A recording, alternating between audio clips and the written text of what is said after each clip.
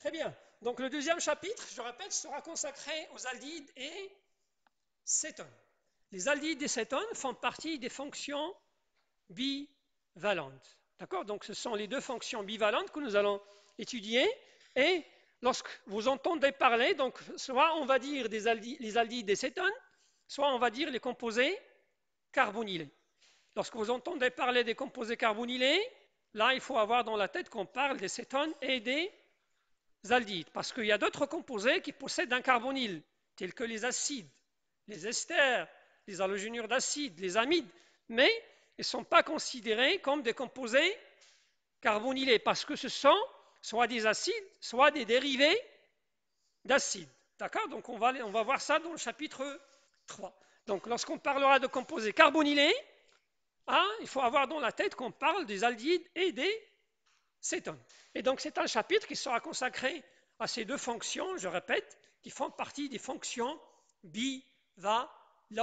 D'accord? Donc après les fonctions monovalentes, nous allons aborder les fonctions bivalentes, à savoir les aldehydes et cétones, qu'on va commencer par une petite introduction. Vous savez tous ce que c'est un aldehyde. Vous savez tous ce que c'est. Quelle est la différence entre les deux? Très bien. Dans le cas des aldehydes, on a un R et un H qui sont liés à la fonction carbonyle. Non, la fonction carbonyle, c'est pas cétone. Et dans la cétone, ou bien dans la fonction cétone, nous avons deux groupements alkyles. D'accord? Donc la seule différence, je répète, la seule différence est celle-là. La différence est celle-là, parce que là, la fonction carbonyle, c'est la fonction carbonyle, c'est O, donc ce qu'on appelle la fonction. Ça, vous allez beaucoup parler de ça dans les méthodes spectroscopiques. Fonction carbonyle. La fonction carbonyle, c'est le CO. Et donc, la différence entre un aldehyde et une cétone, c'est que dans les cétones, nous avons deux groupements alkyles. Là, on parlera de fonction cétone. Ça veut dire, sur la fonction carbonyle, on a deux groupements alkyles qui existent. OK? Et pour les aldehydes, là, nous avons un seul groupement alkyle. L'autre, c'est un H. Donc ça, ce sont des rappels. C'est déjà vu ça. OK? Donc voilà ce que c'est un aldehyde, voilà ce que c'est une cétone. Là, c'est un rappel, ni plus ni moins, parce que là, on a parlé de ça depuis S3. D'accord? Alors, ce que j'aimerais bien que vous notez bien, il ne faut pas confondre entre l'acétone et la fonction cétone. C'est quoi l'acétone? Acétone. Acétone, c'est le solvant que vous avez utilisé en travaux pratiques l'année dernière. Voilà l'acétone. On parlera d'acétone lorsque le R et le R' sont des CH3. Là, c'est le nom trivial. Le nom trivial, parce que chaque composé organique, il a un nom commercial, ou bien trivial, ou bien il a un nom qu'on peut avoir en adoptant la nomenclature de l'IUPAC. Comment on va appeler ça selon l'IUPAC? Selon l'IUPAC. Quelle est la chaîne la plus longue? Combien de carbone? 3. Donc c'est un prop. Combien y a-t-il d'insaturation sur la chaîne? 0. C'est un propane.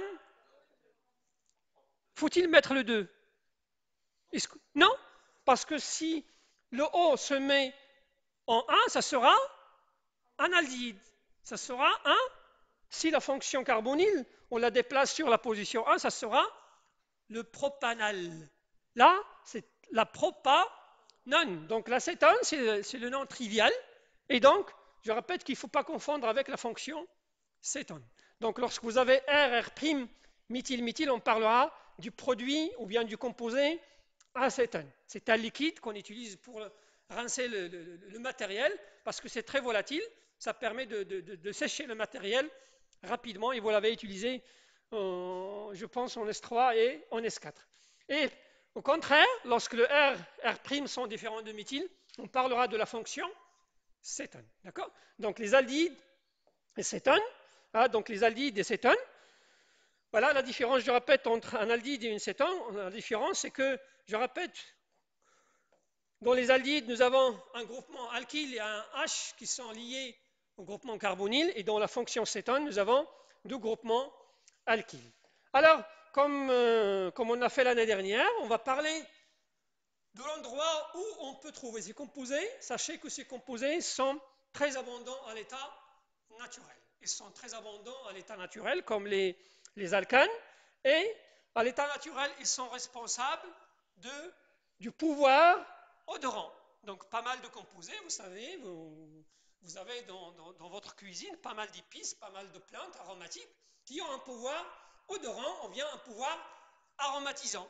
Et ce pouvoir odorant ou aromatisant de ces plantes ou bien de ces épices, parmi les composés qui sont responsables de ce pouvoir odorant, on trouve les aldéhydes ou bien les cétones. Donc ce sont des composés qu'on rencontre à l'état naturel en grande quantité, et je répète, qui ont cette propriété aromatisante, d'accord?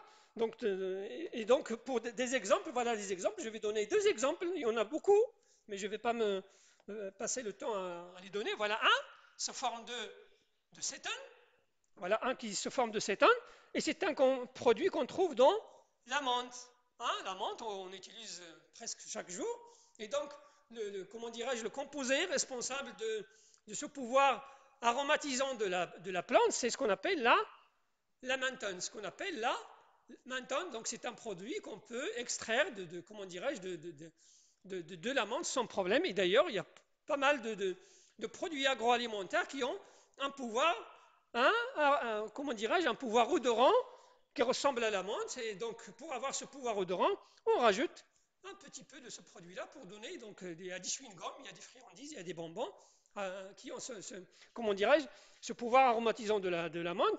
Et c'est ce composé-là qu'on rajoute pour avoir comment dirais-je, ce pouvoir.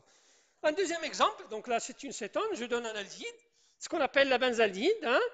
La benzaldéhyde, c'est un composé qu'on peut extraire aussi de plusieurs, comment dirais-je, de plusieurs plantes. Donc parmi les plantes qui sont, ou bien les fruits qui sont très riches en ce composé, ce sont les amandes amères. Vous savez, il y a deux types d'amandes. Il y a les amandes normales, et donc il y a ces amandes amères. Donc si jamais vous les avez goûtées, hein, le goût de ces amandes amères, hein, c'est ce produit qui est responsable de ce goût. Hein, c'est un acide aromatique, je répète, qui donne ce pouvoir, et donc c'est un peu piquant comme produit, et donc c'est difficile de l'avaler, parce que je répète, là, comment dirais-je, il est un peu amer, et donc c'est ce produit-là qui est responsable de ça. D'accord? Donc voilà donc ce que c'est un aldéhyde, voilà donc une cétone, voilà où on va les trouver, donc ça, je répète, à l'état naturel, mais on peut les préparer aussi. Hein? On peut les préparer par voie chimique, par synthèse organique. Et ça sera donc, je répète, l'objectif de la deuxième partie comment dirais-je, de ce chapitre.